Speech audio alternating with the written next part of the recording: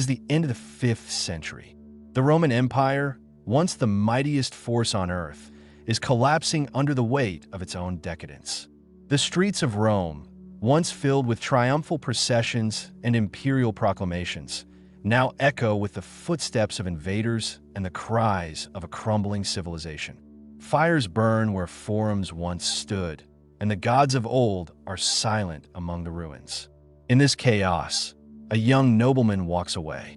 He does not flee in fear. He does not abandon Rome for politics, for profit, or for survival. He walks into the wilderness for something far more radical. He goes in search of God. His name was Benedict of Nursia, and though he left the world behind, his decision would change the world forever. Before there was a Saint Francis, before the cathedrals of the Middle Ages or the universities of Europe, before monks would copy scripture and preserve Western thought during the long night of the Dark Ages, there was Benedict, a young man from a wealthy Roman family, educated in the greatest city of the empire, destined for comfort, influence, and prestige. But instead of climbing the ladder of Roman ambition, Benedict chose a cave. Why would anyone born into wealth and status give it all up to live alone in the cold mountains of Subiaco?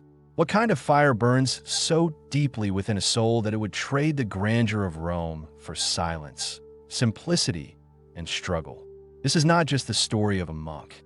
It's the story of a soul and a rule that transformed the course of Christian history. And it's a story that still speaks to our own restless hearts today.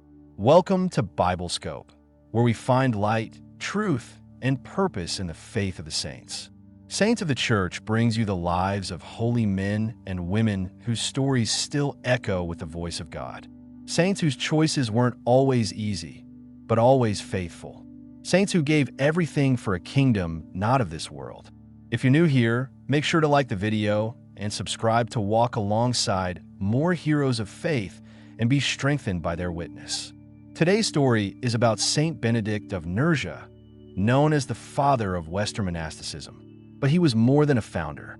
He was a soul with a vision, a teacher of interior order in an age of exterior chaos, a quiet man whose rule still shapes lives 1,500 years later. So stay with us to the end, because what began in a cave in Subiaco would grow into a spiritual movement that preserved faith, formed saints, and saved civilization. And you might be surprised to discover Saint Benedict's wisdom may be exactly what your heart needs today. Imagine being born into a world unraveling. When Benedict was a child, the Roman Empire in the West was gasping its final breath. The emperors had become little more than figureheads. The once proud institutions of law and order were replaced by corruption and decadence. Paganism was giving way to Christianity, but the faith was still battling heresies, scandals, and confusion. Violence was everywhere. Morality was collapsing. And even the cities, once beacons of culture and philosophy, were becoming breeding grounds of vice. It was into this world that Benedict was born around the year 480 AD in the town of Nursia in what is now modern-day Italy. He was from a noble Roman family, sent to study in Rome as a young man, the kind of education that would prepare him for a life of prominence. But what he saw in Rome shocked and saddened him. It wasn't just the politics or the public life that was broken. It was the soul of the city. The people had lost their way. They had forgotten God, and Benedict couldn't stay. So he made a decision that would define the rest of his life. He would not conform to a crumbling world. He would seek a higher one. He left behind the city. He turned away from the crowds, the noise, the ambition, and he walked into the wilderness. At Subiaco, a remote, rugged area outside of Rome, Benedict found what he was looking for: silence, solitude, and space to seek God. There, in a cave overlooking a deep gorge, Benedict became a hermit. Alone with God, he devoted himself to prayer, fasting, and spiritual battle. He had no formal teacher but the Holy Spirit, no audience but the angels. And yet, word began to spread.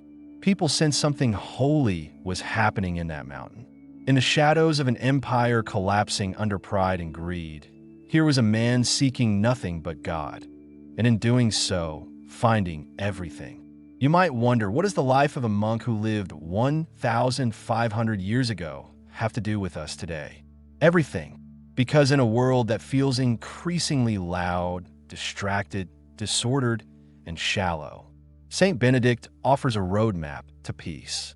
Not comfort, not popularity, not even worldly success, but peace, the kind that comes from living with purpose, order, humility, and devotion to something far greater than ourselves. Saint Benedict saw that you can't reform the world until you reform the soul.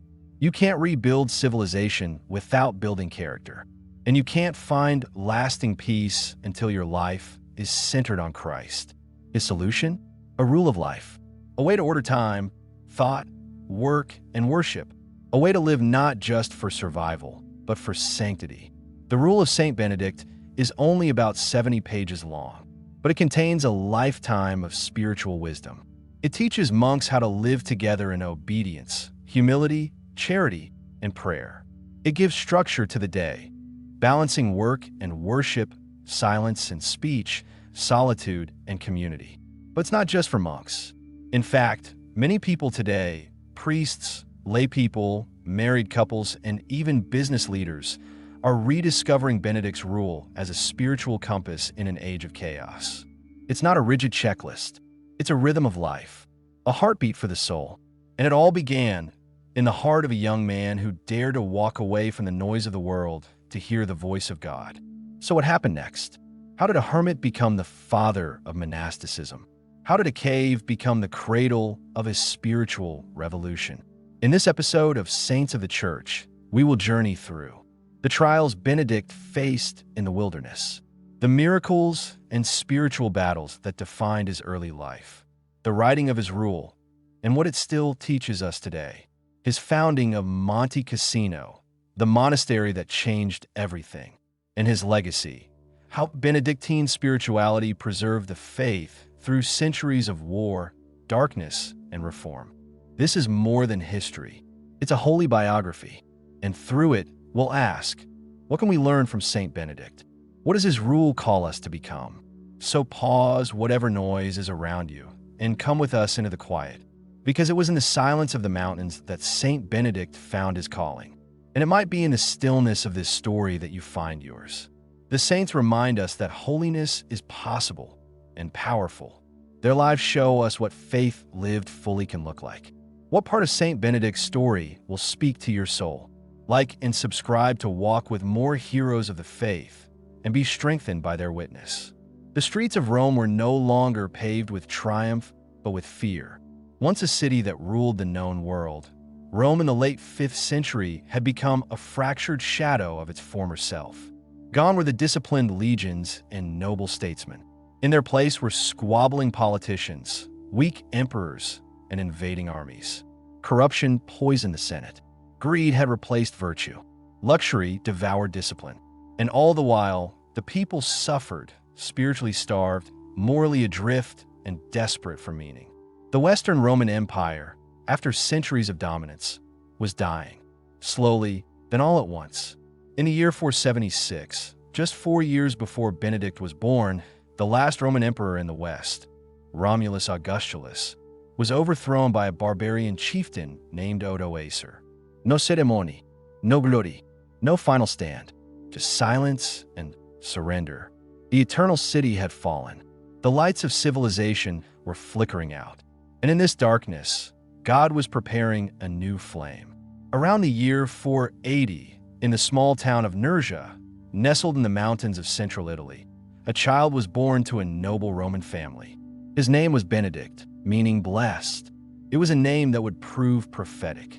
Though little is known about his early childhood, what we do know is that Benedict was raised with wealth, privilege, and opportunity.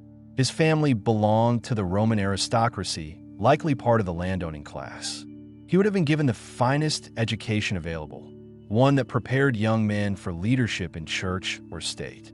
And yet, the world he inherited was broken. The Christian faith was officially established, but it was far from pure. Heresies were spreading. Pagan customs still lingered. Many clergy lived in scandal or comfort.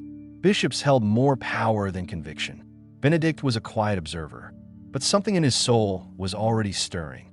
As he came of age, Benedict was sent by his family to Rome, the heart of learning and leadership, to pursue higher studies. This was the traditional path for noble sons, a gateway to public life. But Rome in the late 5th century was not the Rome of Caesar or Cicero. It was a city in moral freefall. The young Benedict, raised with a sense of order and piety, found himself surrounded by chaos. The other students wasted their days chasing pleasure, mocking virtue, and delighting in sin. The streets echoed with violence, licentiousness, and spiritual emptiness. He saw wealthy families feasting while the poor starved. He saw politicians making deals with barbarians while abandoning their own citizens. He saw a culture that celebrated vice and scorned holiness. And slowly, painfully, the truth sank in. This was not where he belonged. Many would have stayed. Many did. It was easier to compromise, easier to blend in, easier to accept the corruption and carve out a comfortable life. But not Benedict. He began to ask deeper questions, not only about the world, but about his own soul. What is the purpose of life in a world that worships everything but God? How can one live a holy life when even the church seems sick with pride and power? Is it possible to serve God purely, without applause, without ambition, without compromise? The noise of Rome could not answer him. So, Benedict left. He left not with fanfare, but in silence. Not to make a name for himself, but to forget his name entirely. Not to find adventure, but to find God. At some point during his young adult life, perhaps in his late teens or early 20s, Benedict made a quiet, radical decision to abandon the life his family had planned for him and seek a life pleasing only to God. He traveled east, away from the city, until he reached the rugged region of Subiaco, a place of mountains, cliffs, and solitude. There he encountered a monk named Romanus, who taught him the basics of the hermit life and provided him with the habit of a monk. Then, led by the Spirit, Benedict withdrew into a cave. A real cave. The Sacro Spico, or Holy Cave, is still there today, a place carved into the mountain overlooking a deep ravine. It is dark, cold, humble, hidden, but for Benedict, it became a sanctuary. He would remain there for 3 years. Imagine it, a young man, barely into adulthood, choosing complete solitude. No friends, no comfort, no distractions, just prayer, fasting, silence, and God. Benedict lived off what little food could be lowered to him by a rope from Romanus. He wore simple clothes, slept on the ground, prayed constantly. He read the scriptures. He battled temptation. He wrestled with his thoughts. But most importantly, he listened. He listened to God without interruption. And in that silence, he began to change. Gregory the Great, the Pope who later wrote Benedict's biography, said this of him. He desired to please God alone, and so he left all. In the ancient world, heroes were warriors and emperors. But Benedict chose a different kind of battle, not against armies, but against the self, against pride, against vanity, against the passions that lead the soul away from God. This was a new kind of heroism, the heroism of the hidden life. And strangely, though he had tried to flee the world began to seek him out. Stories of a holy man living in the mountains began to circulate.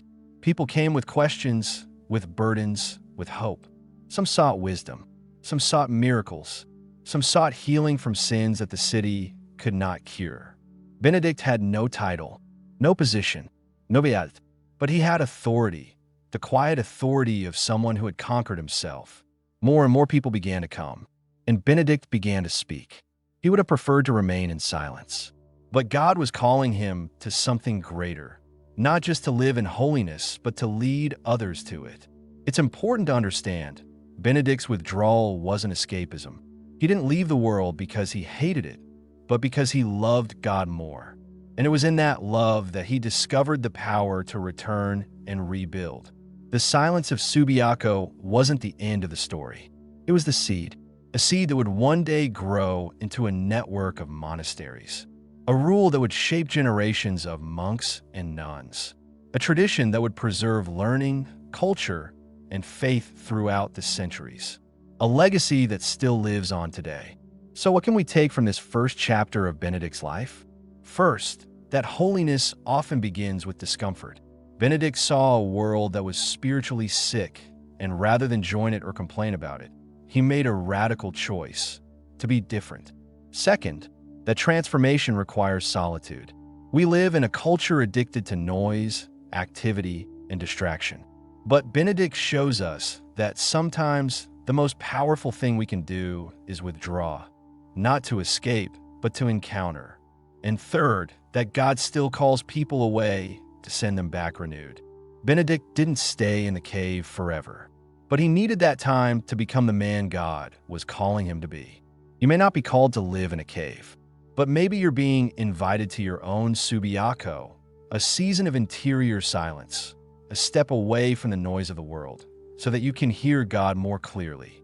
As we continue this journey, we'll see how Benedict's life unfolds, how he reluctantly became a leader, how he faced rejection, jealousy, and even assassination attempts, how he founded monasteries based not on power, but peace, and how he wrote a rule that would offer not just a way of life, but a way to God. The cave was just the beginning. So, what would you leave behind if you knew that God was calling you to something greater? What noise might you silence if you believed the whisper of God could change your soul? Saint Benedict believed, and he walked away from everything to find the only thing that matters. In the silence of Subiaco, Benedict sought only God. Not fame, not followers, not a movement, just God. His cave was his cathedral, the mountains his cloister, the rhythm of prayer and fasting his rule. For 3 years, he remained hidden, spiritually nourished in silence, formed by self-denial, carved into a vessel of holiness through solitude. But when a soul burns brightly with the presence of God, it cannot remain hidden for long. Though Benedict had tried to disappear from the world came searching for him. Word of the young hermit spread throughout the countryside. Shepherds, farmers, pilgrims, and curious travelers began to climb the rocky paths to Subiaco, hoping to glimpse the man who had left Rome behind to live for heaven. What drew them wasn't his eloquence, he hardly spoke. What drew them wasn't his wealth, he owned nothing. What drew them was holiness. There was a light about him, a peace, a strength born not from human ambition, but from surrender to God. And slowly, seekers became disciples. They came with spiritual hunger. They came with questions. They came with brokenness. And to each of them, Benedict offered not his own wisdom, but the presence of God within him. More and more men asked to live near him, to learn from him, to follow his way. And despite his original desire to remain alone, Benedict began to see God's will unfolding. He wasn't called just to personal sanctity, but to form others in sanctity. What had begun as a solitary pilgrimage was becoming the seed of a community. And yet, Benedict did not rush to build monasteries or gather crowds. He waited, he discerned, he obeyed. His movements were slow, deliberate, humble, guided not by worldly strategy, but divine providence. Eventually, when a number of followers became too large to manage as one group, Benedict founded 12 small monastic communities, each with 12 monks, and placed a superior over each of them. This wasn't about control. It was about formation. Benedict was building not an institution, but souls. But wherever holiness flourishes, resistance follows. Not everyone welcomed Benedict's influence. One early and chilling episode from his life, recounted by Saint Gregory the Great, reveals just how deeply his holiness disturbed the complacent and even the wicked. A local group of monks who had lost their abbot and begged Benedict to become their new leader eventually grew resentful of his discipline. They had expected him to flatter their weaknesses. Instead, he lovingly confronted them with the gospel. They couldn't bear the truth, and so they plotted to kill him. One of them poisoned a cup of wine and presented it to Benedict as part of a meal.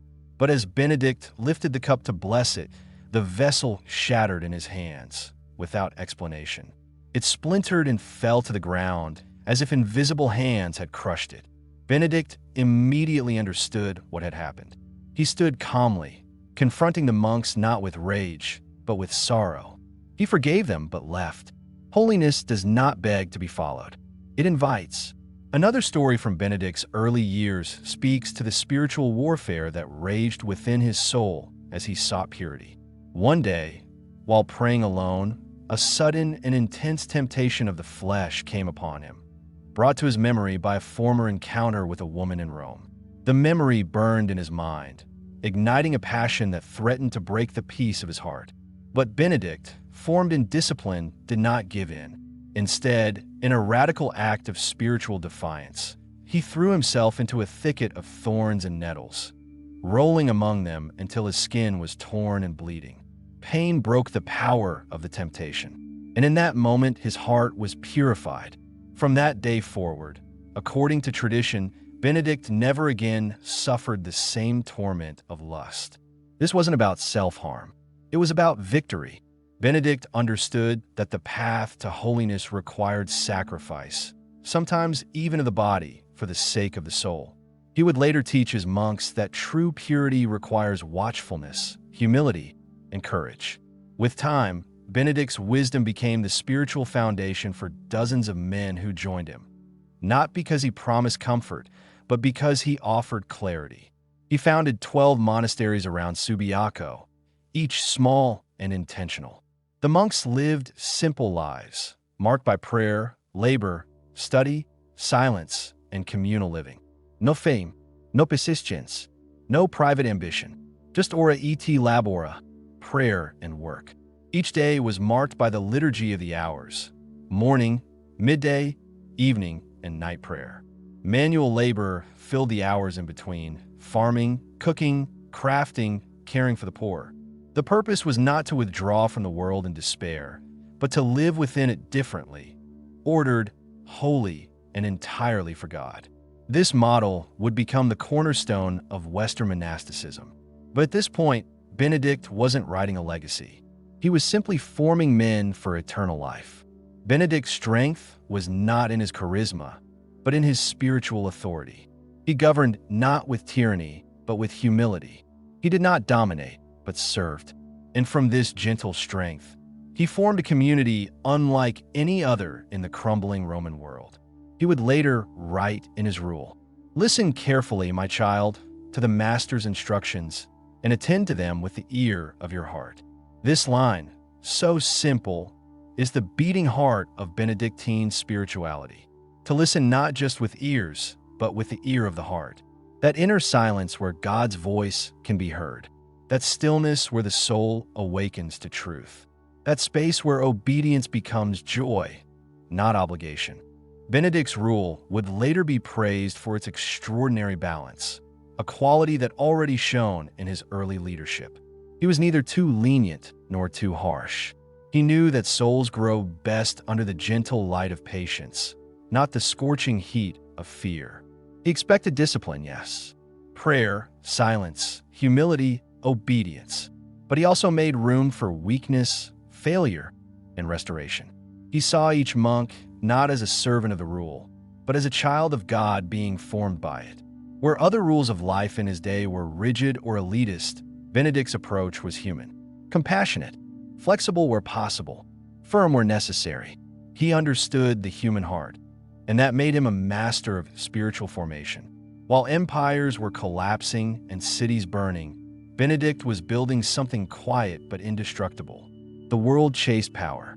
He built prayer. The world craved pleasure. He modeled purity. The world feared death. He taught the joy of eternal life.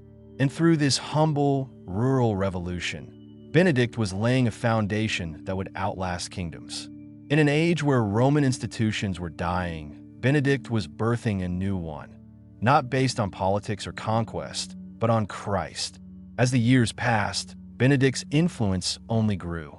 The monasteries near Subiaco began to attract not only poor farmers and obscure seekers, but members of the nobility, clergy, and even children of Roman senators. They were tired of decadence, hungry for meaning, ready for something real. And in Benedict, they found it.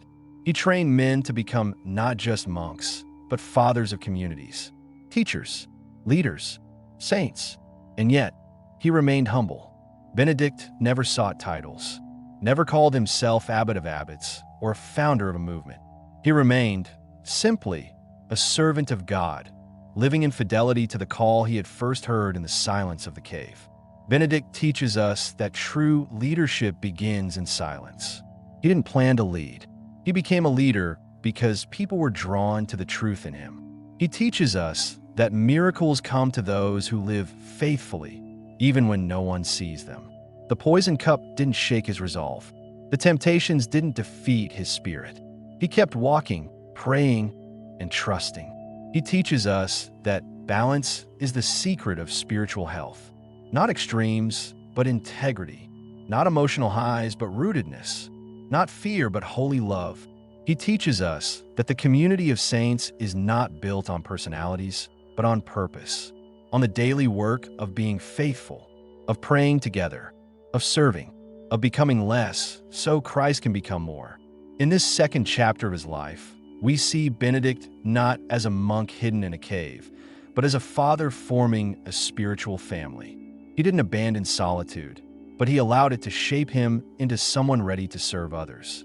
And isn't that the story of the Christian life? God draws us to himself, not just to bless us, but to make us blessings. We go into the cave so we can come out shining. So let me ask you, are there people in your life looking to you for spiritual guidance? What kind of leader would they find? Not in your words, but in your witness. What's the rule you live by? Saint Benedict built a community that reflected his soul. What would your community look like if it reflected yours? In a world collapsing from within, one man sat in silence and wrote. Not a manifesto, not a protest, not a political decree. He wrote a rule, a guide, not just for monks, but for the soul. A simple, structured way to live when the world is disordered. A quiet revolution rooted in humility, obedience, and love. A spiritual blueprint that would shape not only monasteries, but Christian civilization for centuries. This was the rule of Saint Benedict. As his spiritual influence grew and the number of monastic communities multiplied, Saint Benedict recognized a deep need: order. Without a shared rhythm of life, even monks would drift into chaos or pride. Communities fractured, disputes arose.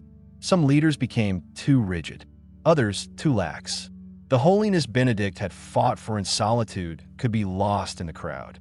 So, guided by years of prayer, experience, and divine inspiration, Benedict put pen to parchment and began to write a rule, a spiritual constitution for Christian living.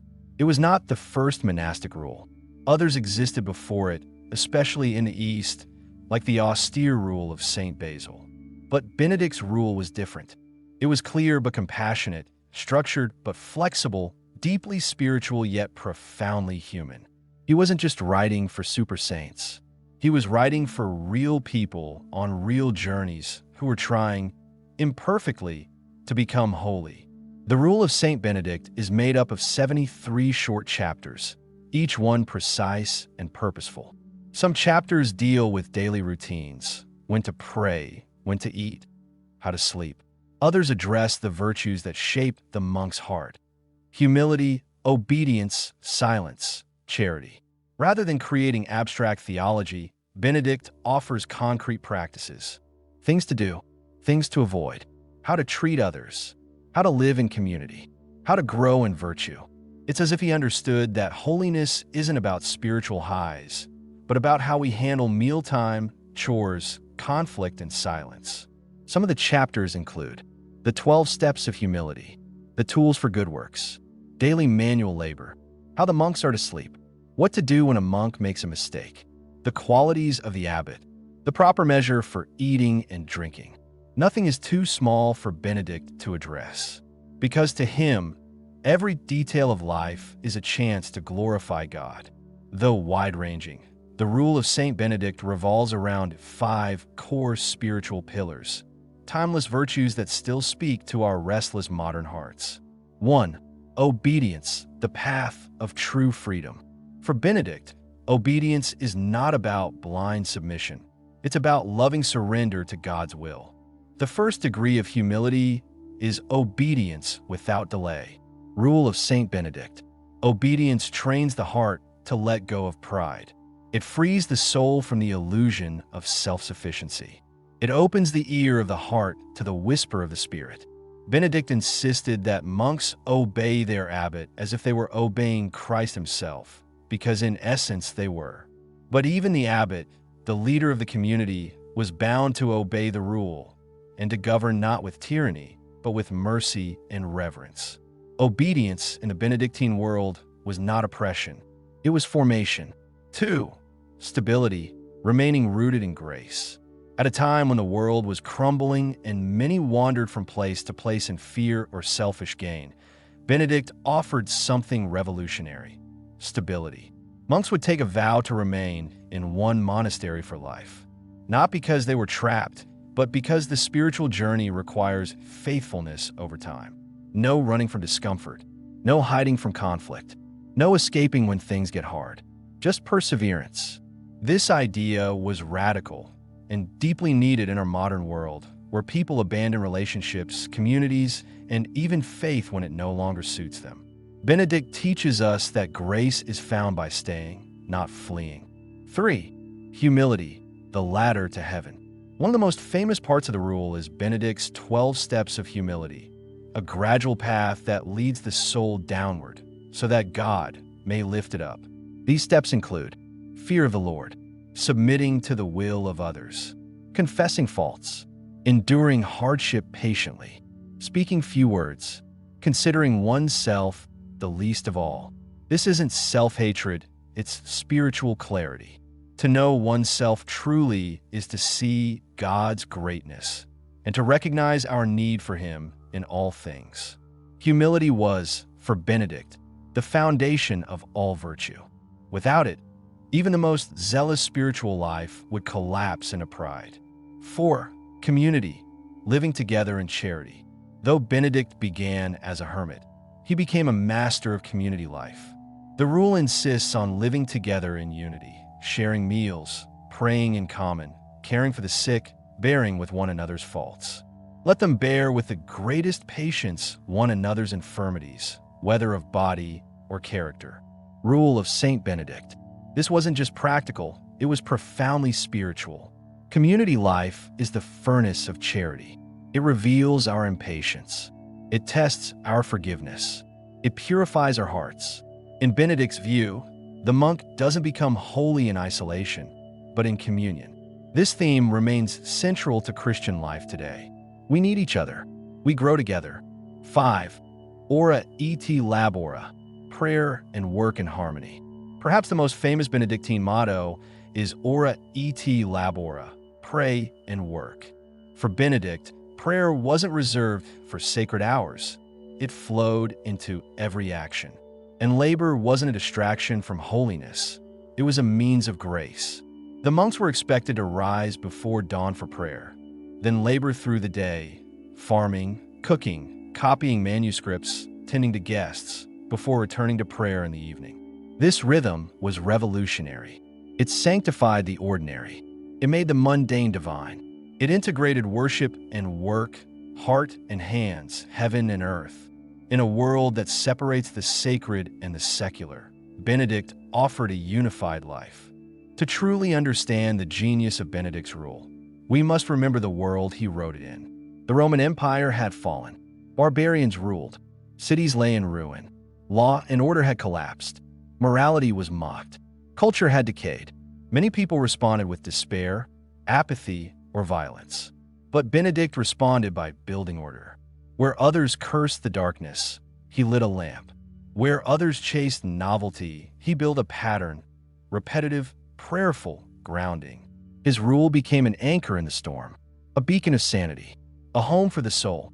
Unlike many other monastic rules of the time, which were harsh and legalistic, Benedict's rule is noted for its merciful tone. Yes, there are penalties for disobedience. Yes, there's a call to renounce selfishness. But there's also a deep awareness of human weakness and a readiness to forgive, restore, and begin again. If a monk failed, he was not cast out. He was gently corrected and invited to grow.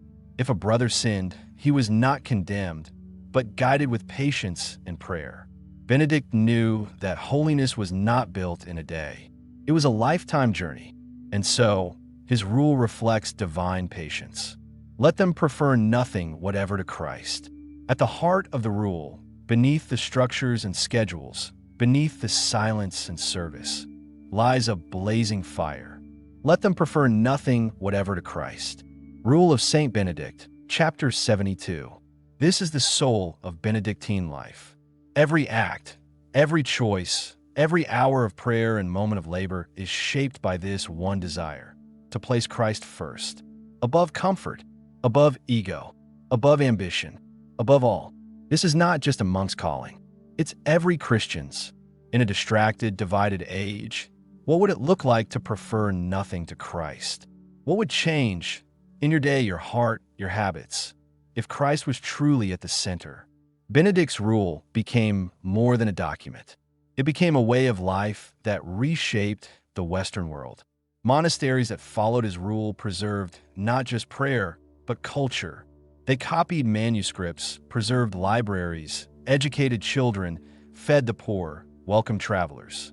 While cities fell and rulers changed, the Benedictine way remained: pray, work, love, obey, stay, prefer Christ. And it's still followed today by monks, nuns, and lay people who long for rhythm, stability, and grace. The rule of Saint Benedict teaches us that holiness is not found in extremes, but in balance. That spiritual greatness begins with small habits, faithfully lived. That the soul needs rhythm, structure, and silence to hear God. That true community is possible, but only with humility. And that Christ must be preferred over everything else. So let me ask you, what is the rule that governs your life? Do you live by whim or by rhythm? Have you built silence into your day? Do you see your work as worship? Have you preferred anything to Christ? High above the plains of Campania, on a windswept hill once dedicated to pagan gods, a new fire was lit. Not a fire of conquest, not a fire of war, but a fire of prayer, wisdom, and holiness. This was Monte Cassino, the crowning work of Saint Benedict's life. And from this mountaintop sanctuary, he would shine a light that would never be extinguished. Around the year 529 AD, after decades of forming communities in Subiaco, Benedict felt called to a new mission. He traveled south and came upon Monte Cassino, a prominent hill, once home to a temple dedicated to Apollo. The people of the nearby town still held onto traces of pagan worship. The ruins of ancient rituals haunted the stones. But where the world once bowed to false gods, Benedict would build a monastery for the living God. He climbed the hill. He prayed. He cleared the pagan altars. And there, brick by brick, with his monks beside him, he built what would become the mother house of the Benedictine order. Monte Cassino was not just a building. It was a vision, a model of Christian living, a school for the soul, a fortress of light in the shadows of a broken empire. At Monte Cassino, the full power of the rule came to life.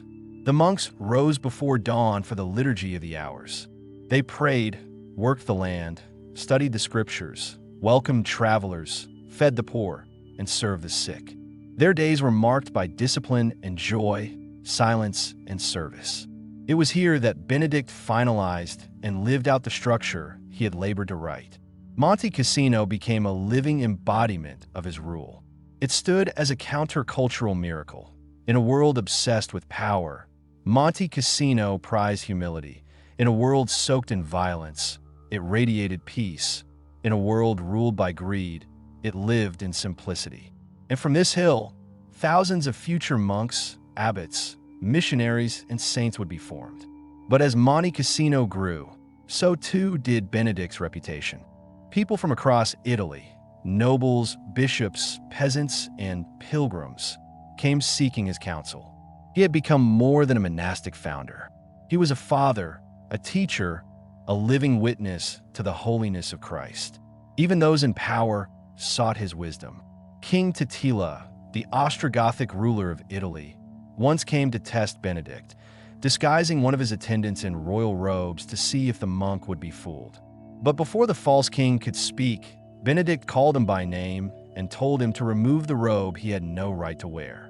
Word of the saint's spiritual insight spread like wildfire.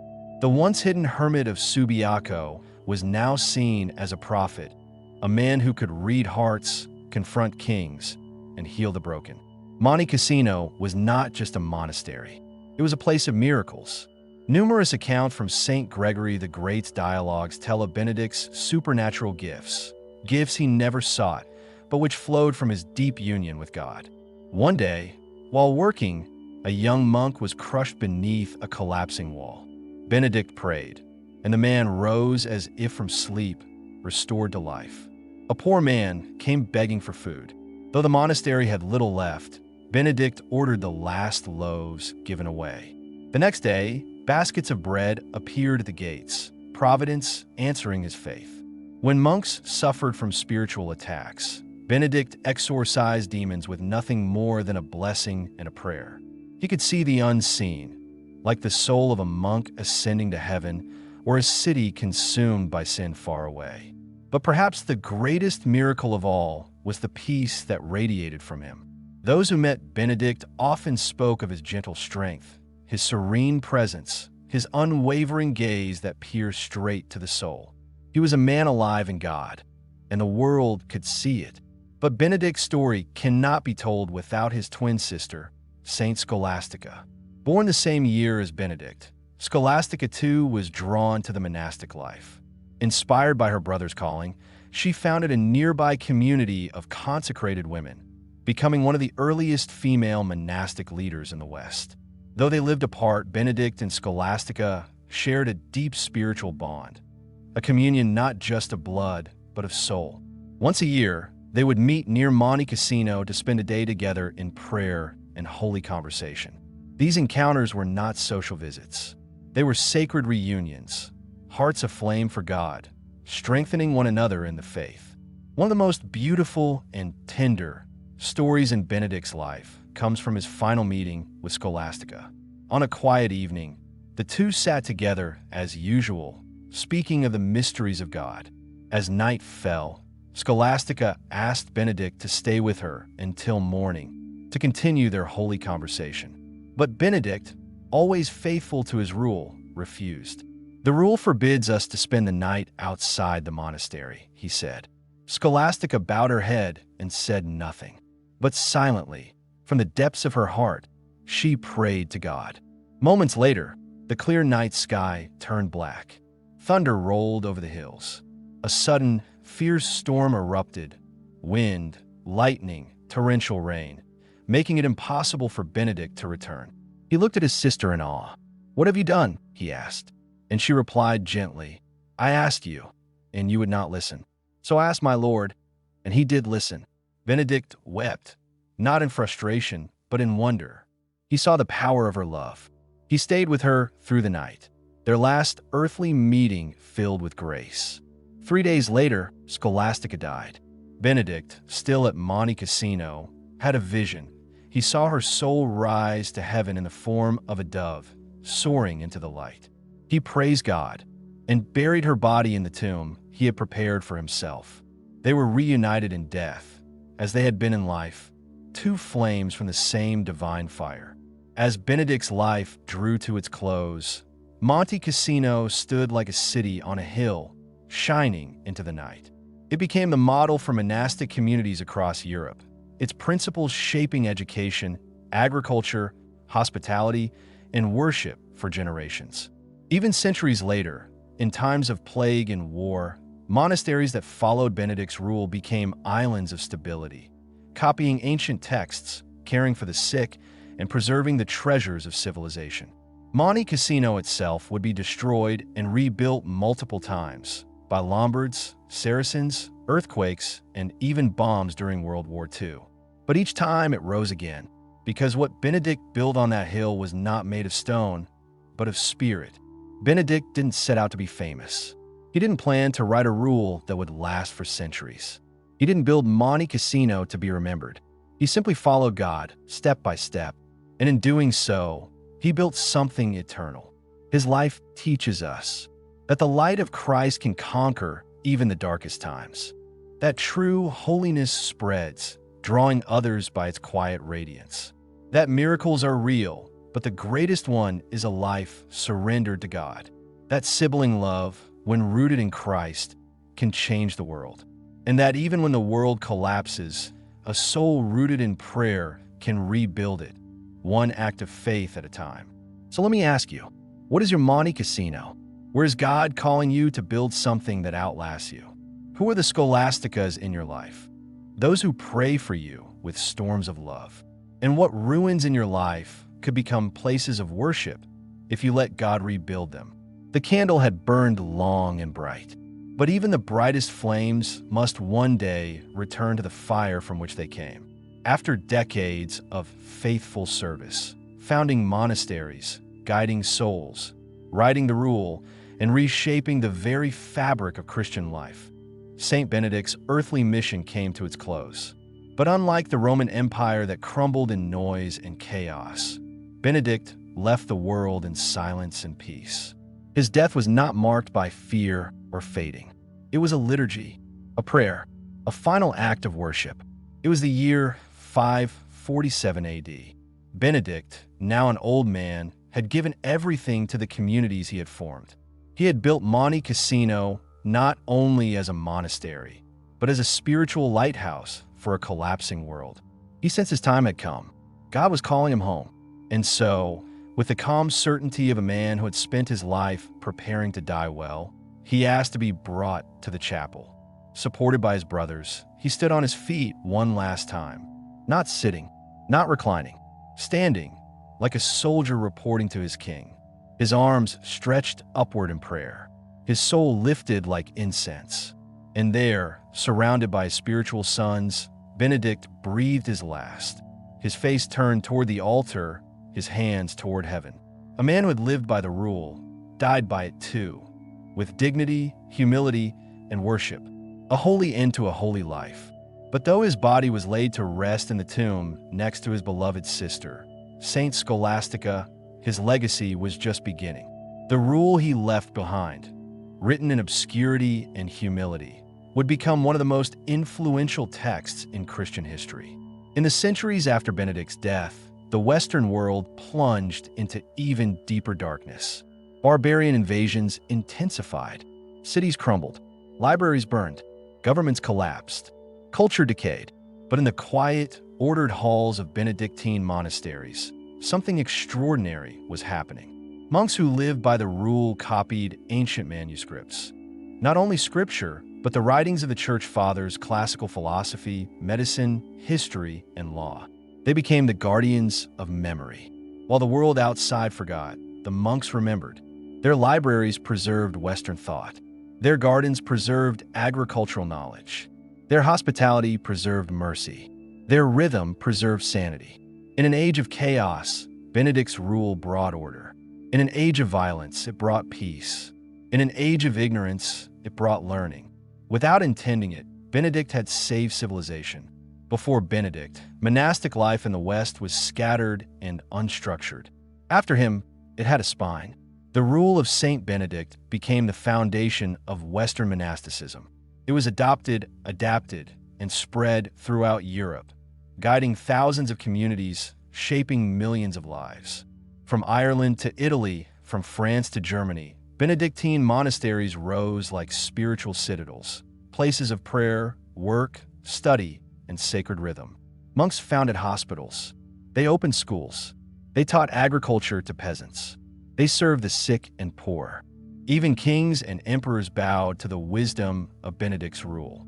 Charlemagne, the great ruler of the Franks, made it the standard for all monasteries in his empire. It wasn't just a rule for monks. It became a spiritual backbone for Europe itself. At the heart of Benedict's enduring impact is not just what he built, but how he lived. His rule wasn't about control. It was about freedom through discipline. It wasn't about escape. It was about transformation through structure.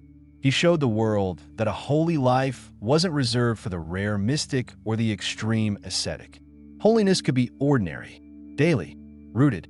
Benedict taught that God could be found in the everyday, in the washing of dishes, in the tending of a garden, in the reciting of psalms, in the quiet endurance of a brother's faults, in the work of the hands and the work of the heart. He who labors as he prays lifts his heart to God with his hands, attributed to the spirit of the rule. It's a spirituality not of escape, but of integration. Silence not as withdrawal, but as a deeper listening. Order not as rigidity, but as a path to freedom. Balance not as compromise, but as wisdom. Community not as comfort, but as the furnace where charity is forged. And above all, a life entirely focused on Christ. Let them prefer nothing whatever to Christ. Rule of Saint Benedict. In recent years, modern Christians, disillusioned by the noise and chaos of the world, have looked again to Saint Benedict. Writers and theologians have spoken of the Benedict option, a call to return to his ancient wisdom as a guide for today.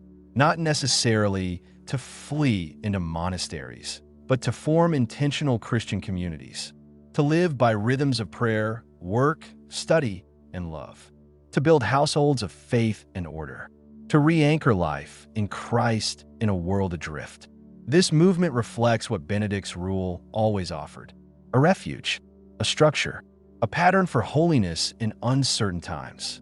We live once again in an age of noise, anxiety, moral confusion, and cultural collapse. And once again, the voice of Benedict echoes: be still, pray, work, prefer Christ. His rule doesn't answer every question, but it forms the soul that can seek answers with humility. A man for every century. Saint Benedict is not merely a figure of history. He is a father for the church today. His rule continues to shape monks and nuns on every continent. It inspires lay people, married couples, students, priests, and professionals. Wherever people are hungry for peace, order, holiness, and Christ, Benedict's legacy speaks. Not in grand sermons, but in the quiet whisper of a life well lived. As we close this journey through his life, one truth stands out above all. Saint Benedict didn't try to change the world. He just sought to be faithful. But because he did that, the world was changed. He teaches us that God can do great things through small obediences. A soul in silence can become a pillar of civilization. True strength lies in humility and balance. And that it's not the noisemakers who last, it's the faithful. Benedict reminds us that the church doesn't survive through cultural dominance, but through holiness. Not with power, but with prayer. So let me ask you, what rule do you live by? Is your life shaped by the world's chaos or God's order? Are you building something that will perish or something that will last? Have you preferred anything to Christ? And what might happen? What might God do if you simply lived faithfully one day at a time with prayer in your hands and Christ in your heart? As we stand at the close of this journey through the life and legacy of Saint Benedict, we find ourselves invited into a remarkable paradox, one that echoes through the centuries and speaks directly to our restless modern souls. Saint Benedict was a man who fled the world, not out of fear or escapism, but out of a profound desire to save it.